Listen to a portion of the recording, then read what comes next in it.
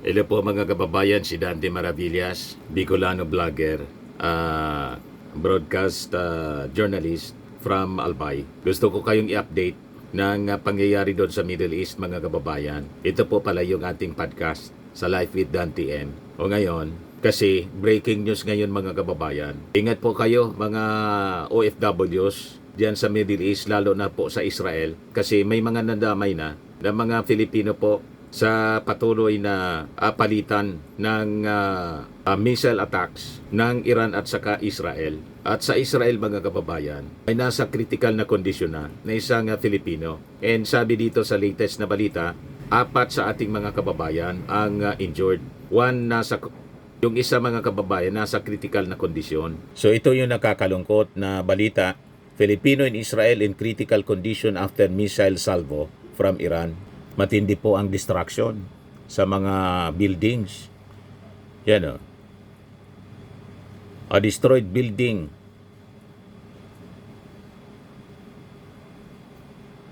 In Tel Aviv, hit by a missile fired by Iran. Kahapon lang ito mga kababayan. O. Sabi dito sa balita, a Filipino in Israel was in critical condition following a missile salvo. Sabi po ng Philippine Embassy natin, ayon kay Ambassador to Israel Eileen Minjola, the embassy monitored 8 medical cases among Filipinos after Iran's retaliatory strikes in residential areas. 6 of the Filipinos have been discharged from the hospital. So, 6 na pala. Una, 4, pero ngayon 6. Yung isa nasa critical na kondisyon. So sabi ni Minjola, yung worry lang ho namin, isang particular na kaso po, yung isang kababayan natin nasa critical na kondisyon po. Ito medyo binabantayan natin, titingnan ho natin kung makakalagpas siya sa araw na to. Medyo may chance na po na maipasok siya sa surgery, sabi po ni Minjola. Marami tayong mga kababayan na nagtatrabaho sa Israel. More than 30,000 na ang karamihan po mga caregivers. Yung iba nasa hotel industry, yung iba mga engineers, at may mga estudyante rin po na mga Filipino na nandoon sa Israel. So, simula nung Friday, mga kababayan, nung pumutok yung giyera, may 24 Filipinos na yung nag-signify daw na gusto na umuwi dito sa ating bansa. Kaya sabi ni Minjola, nakikipag-ugnayan na po niya kami masinsinan sa mga embassies sa Amman, sa Jordan at saka sa Cairo, Egypt para sa repatriation. Kaya lang, hindi niya basta biglaan yung mag-repatriate.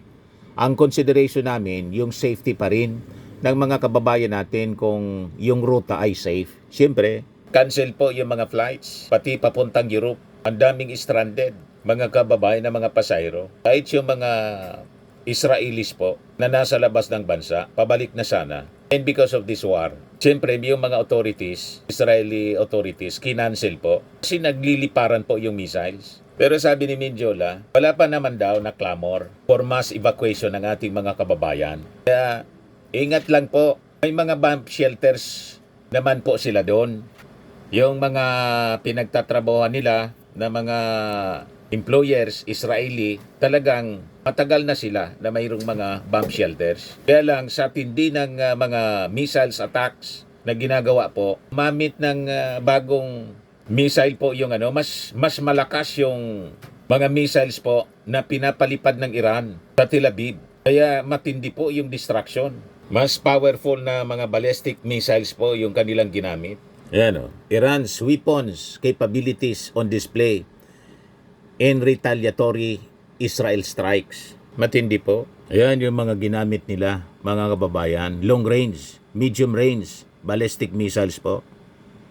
Kasi malayo. Ayan o.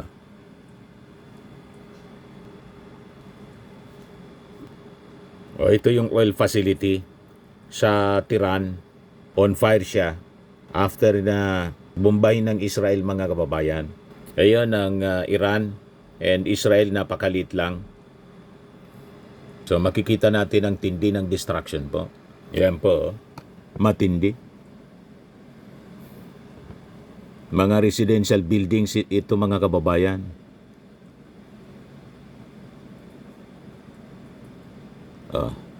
Sa kuan po ito, sa Jerusalem, mga Hudyo. Tatago sila sa mga basement. So yung itsura mga kababayan ng skyline ng Tiran. Ito mga kababayan, saan ba to? Sa Central Israel ito. Ito naman yung mga tinamaan ng missile attack. Ballistic missile attack ng Iran sa Israel, sa Tel Aviv.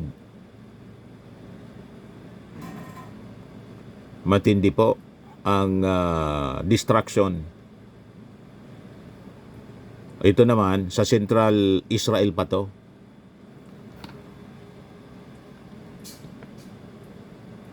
Yan o. Grabe. So, hinuhukay nila yung mga possible na natabunan ng rubble po.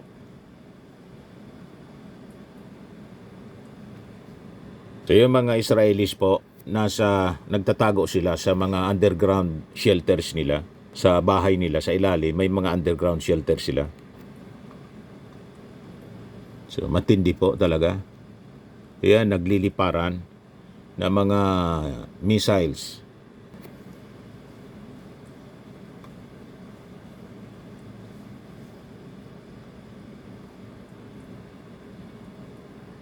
O ito naman po yung mga Iranian generals na napatay ng Israeli strikes. Yan ang buhay ngayon. Napakahirap ng buhay ngayon sa Middle East, mga kababayan.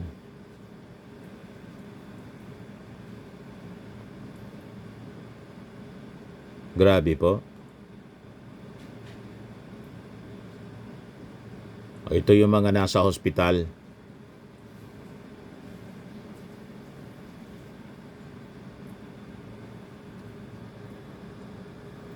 Yan, sabi dyan, the latest death toll grows as Israel in Iran trade attacks for the third day.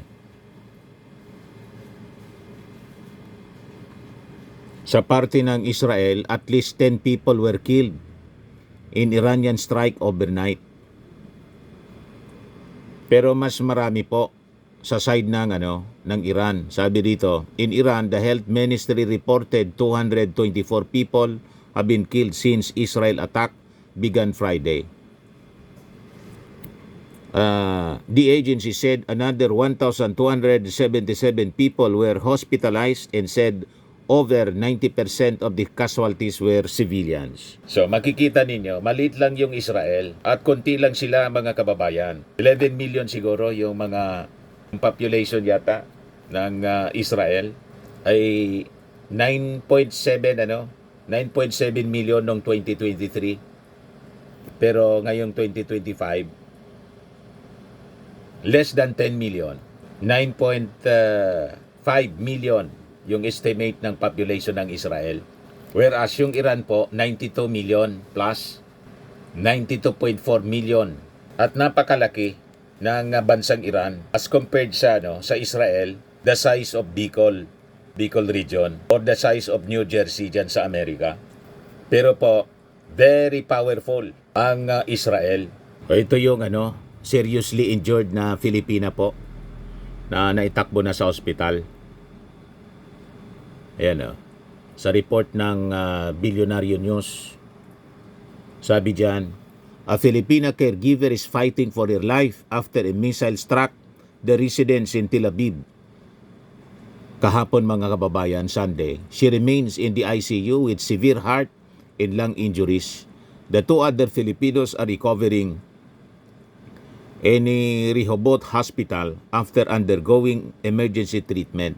The Philippine Embassy has deployed a rapid response team to provide medical, legal, and welfare support and coordinating with Israeli authorities to ensure the victims receive shelter, compensation, and assistance in their recovery. So yan po, mga kababayan, hindi na pinakita yung mukha. Nasa ospital po. So tinutulungan na, inasikaso na rin po ng ating mga embassy officials. Yan sinasabi natin, mag-ingat po kayo dyan. Hindi lang sa Israel, may mga OFW din yata tayo, pero siyempre konti lang sa Iran, in other parts of the Middle East. So ingat-ingat lang po tayo mga kababayan. Ito, matatagalan pa po itong girang ito. Nagbanta mga kababayan si Israeli Prime Minister Benjamin Netanyahu. Sabi niya, Iran will pay very heavy price for Israeli civilian deaths. Israel niya absolutely had to carry out this operation, sabi po niya. We will reach all our objectives and we will eliminate the double existential threat, sabi po ni Netanyahu. O ngayon, si Donald Trump, US President Donald Trump, winarningan yung Iran na pag dinamayan niya ninyo kami, you will face the might of the US military at levels anya never seen before. Yan yung warning ni Donald Trump kay Iranian Supreme Leader Ayatollah Khamenei. Ito, pagkinggan natin yung report, mga kababayan ng Bilyonaryo News Channel. As missile strikes continue to escalate across the Middle East, U.S. President Donald Trump issued a strong warning to Iran, saying that any attack on the United States would be met with military force at levels never seen before. In a statement posted early Sunday on his Truth Social platform, Trump stressed that the U.S. had no involvement on an overnight attack on Iran, but still delivered a stern message to Tehran. The president also claimed that a peace deal between Iran and Israel could be easily brokered to end what he described as a bloody conflict. The comments come amid heightened regional tensions as missile strikes, including suspected Israeli air raids and retaliatory attacks by Iranian-backed forces, have continued to stoke fears of a broader war in the region. As missiles... So yan po ang stern warning ni US President Donald Trump. O ngayon, bakit ba ganito sa Middle East mga kababayan? Laging nag-aaway yung mga bansa. Ano ba yung pinagmulan nito? Bakit yung mga Arab countries, hindi lang yung Israel? Noon, di ba, nung maliit pa tayo mga kababayan, may Iran-Iraq war. So kahit sila mga parihong mga Muslims, sila nag-aaway din. Hindi magkakasundo. Lalo na po, yung Israel hindi po kasundo ng buong Arab world and Muslim world. Hanggang Malaysia po, hanggang dito sa atin. Si Robin Padilla nga po, gusto na rin mangialam, nag-file ng resolution po, condemning Israel sa kanilang nilunsad na war on Gaza. So gusto kong i-share mga kababayan sa inyo for your understanding, our understanding. Ito pong isang documentary. Ayan po, your Bible stories. Sabi dito, this Bible verse reveals why Muslim nations are always at war. Lalo na po sa Israel. Bakit ganon? Di ba magtataka ka kung bakit napakagulo mga kababayan sa Middle East? And this documentary, biblical documentary mga kababayan, na gusto kong i-share sa inyo. Dito, malilinawan na tayo kung bakit ganon ang sitwasyon sa Middle East. Wondered why the Middle East, the birthplace of many great civilizations, has been a place of almost constant conflict for thousands of years. Why do countries like Israel and Palestine, along with many Arab nations, continue to fight with little hope of peace? Yun. Why do Sunni and Shia Muslims who share the same faith often struggle with deep divisions and hostility? Why do Muslim nations seem to be always at war? The answers to these questions are found in an ancient prophecy, a message from God recorded in the Bible that still influences the world today. To understand this, we must travel back in time, thousands of years ago, to a dry and barren desert where a young woman named Hagar lived. She was not a princess or a queen, but a servant in the household of Abram and Sarai, later known as Abraham and Sarah. Sarah was unable to have children, which was a source of great sadness and frustration for her. In those days, having children was very important, especially for continuing a family's name and legacy.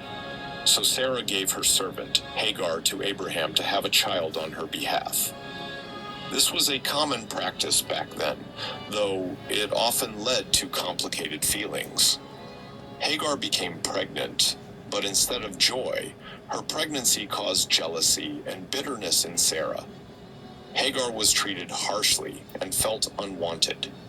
In her pain, she ran away into the wilderness, a harsh and empty place where survival was difficult and uncertain.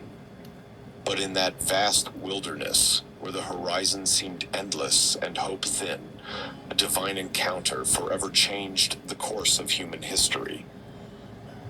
An angel of the Lord appeared to Hagar beside a Yan ang spring of biblical water story po. and spoke words heavy with destiny and mystery. Return to your mistress and submit to her. I will increase your descendants so much that they will be too numerous to count. Then came a prophecy that was as haunting as it was revealing. You are now pregnant, and you will give birth to a son. Magkapatid po You shall name him sa tatay. Ishmael, for the Lord has heard of your misery. ang He will Israel be a wild donkey of a man. His hand will at be saka yung against Arab everyone, countries, and everyone's hand si against him, Ismael. and he will live in hostility toward all his brothers. Genesis 16:11 to 12. Pause for a moment and let those words sink in. A wild donkey of a man. What does that mean? In the ancient world, wild donkeys symbolized untamed freedom, fierce independence, and a spirit unwilling to be broken or bound. Unlike domesticated animals that live under human control, Si Ismael, anak ni Abraham kay Sarah, kay Hagar. So si Ismael, firstborn siya, anak ni Hagar kay Abraham. Si Hagar maid servant ni Sarah na asawa ni Abraham. Kaya magkapatid po sila.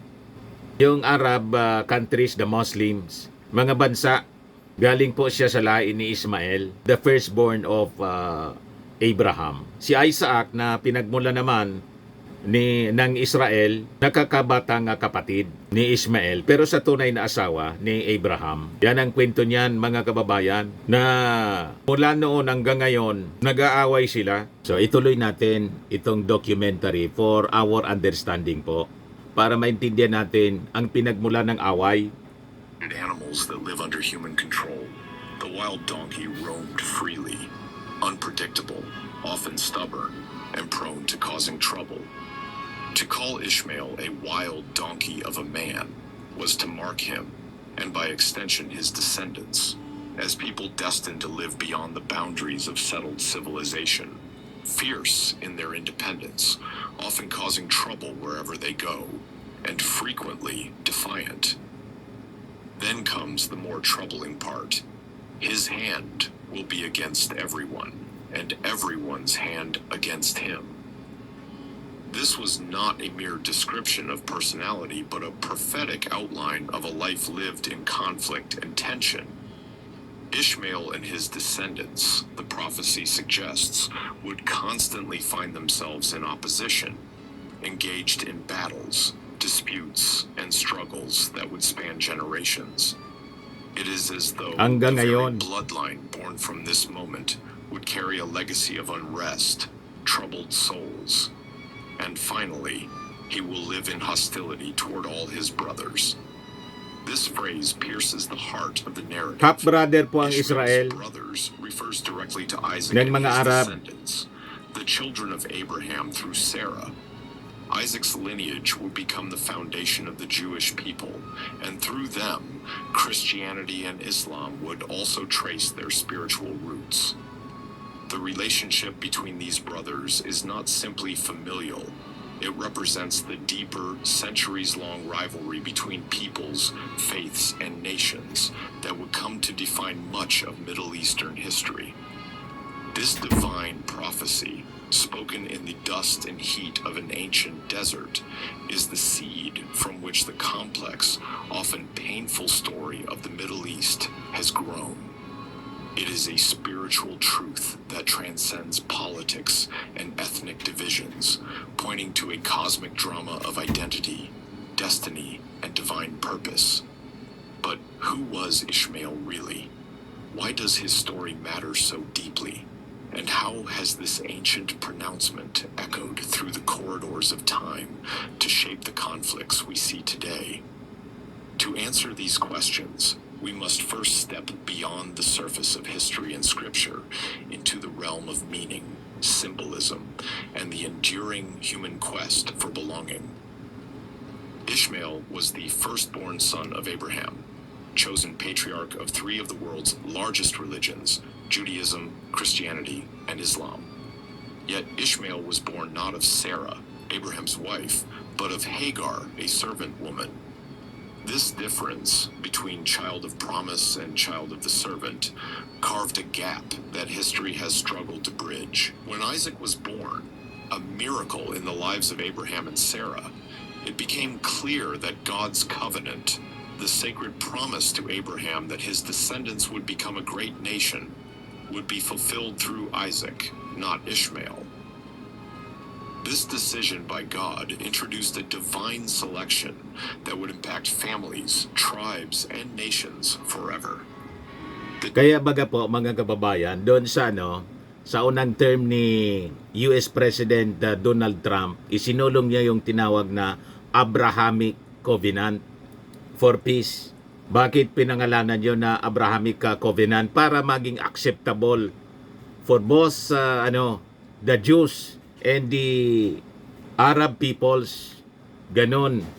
Kasi yung tatay nila, iisa man lang yung tatay, si Abraham, mga kababayan. Kaya lang nagkaanak si Abraham sa dalawang babae.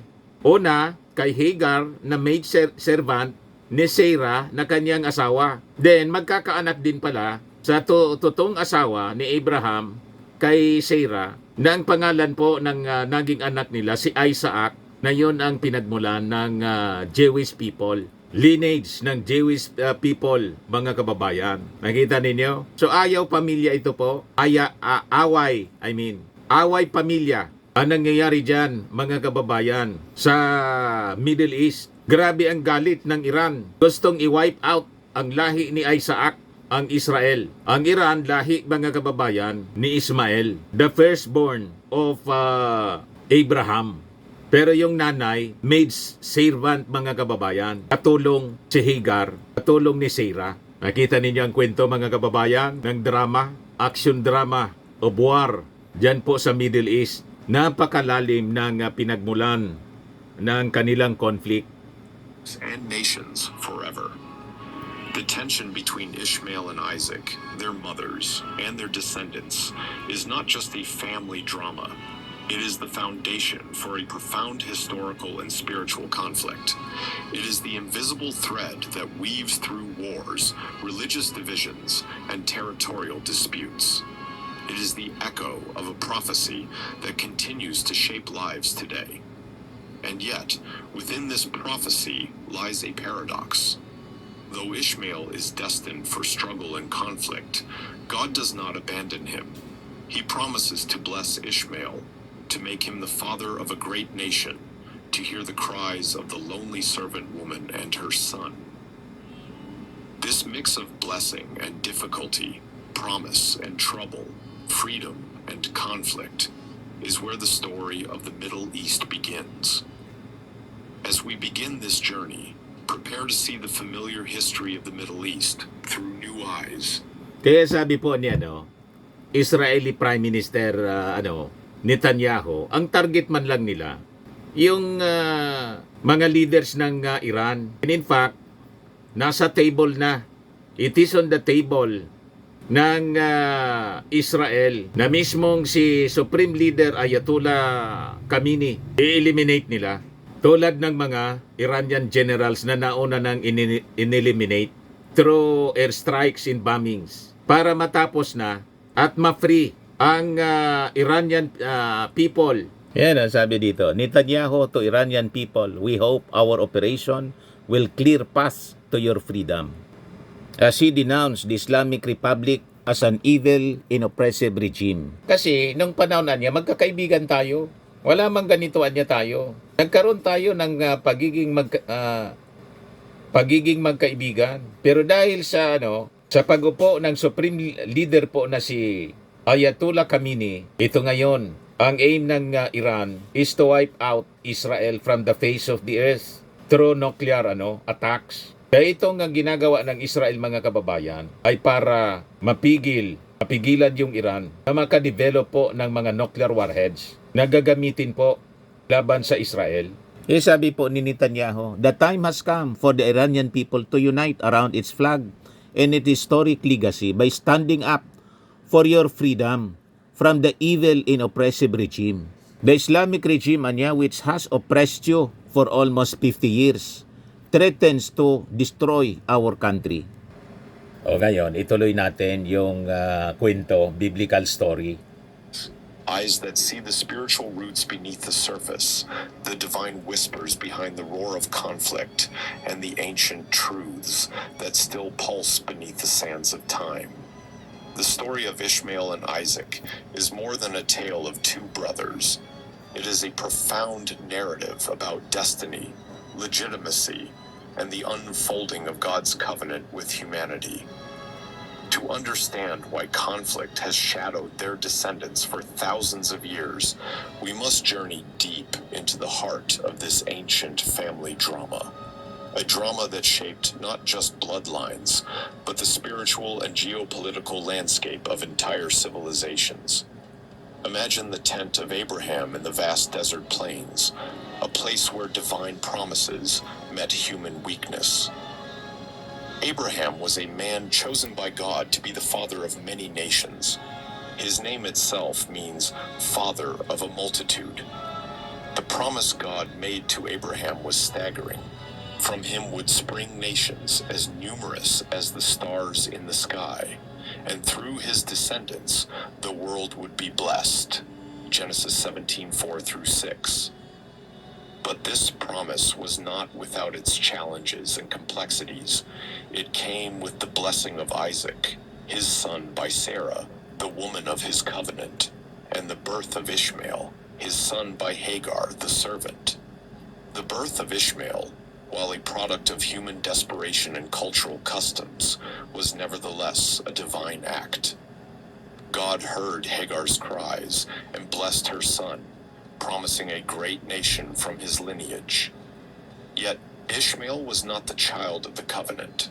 Isaac, miraculously born to Sarah in her old age, Kaya was the grabe po ang chosen heir, selos the ng son Arab through people whom sa God's Israel. covenantal blessings would flow. This distinction planted the seeds of an eternal rift and enmity. To the natural eye, Ishmael was the firstborn, the rightful heir according to tradition. Kaya gustong But agawin yung spiritually territory, the and promised land. covenantally, Isaac held the birthright.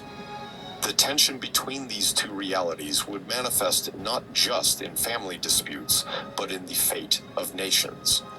The biblical narrative portrays a moment of divine instruction filled with painful clarity. God told Abraham, through Isaac, your offspring will be reckoned. Genesis 21:12. Abraham's heart must have wrestled with this truth. His firstborn son would not carry forward the covenant. Rather, it would be the son born through his wife, Sarah. Sarai's jealousy and the harsh treatment of Hagar were a reflection of this tension, a visible expression of the invisible spiritual and emotional gap and division. Ultimately, Abraham was commanded to send Hagar and Ishmael away into the wilderness. This separation was not a rejection, but a necessary act in the divine plan, one that would set Ishmael's descendants on a separate, often troubled path. But the story does not end with separation. It is crucial to understand that Ishmael's destiny was not one of abandonment or curse. On the contrary, God reassured Hagar in the desert, I will make him into a great nation. Ishmael's descendants, though apart from the covenant, were to become a powerful, numerous people, a promise that echoes in the vast Arab tribes and peoples who trace their Yan lineage yung mga back to Arab Ishmael. countries po na This family makapalibot rift sa Israel between na covenant napakaliit. and birthright, Layo blessing ni and Ismael. exclusion, became the blueprint for centuries of struggle and rivalry. The descendants of Isaac, through Jacob, later named Israel, would form the Jewish people, keepers of the covenant and the land promised by God. The descendants of Ishmael, who are the Arab people, would spread across the Arabian Peninsula and beyond, and never to know peace. This division was never merely about territory or politics. It was a spiritual and existential division, a clash of identities forged in the fire of divine promise and human choices. It is a rift that religion, culture, and history have magnified and complicated. Judaism views Isaac and his descendants as the chosen people, carrying the legacy of the covenant.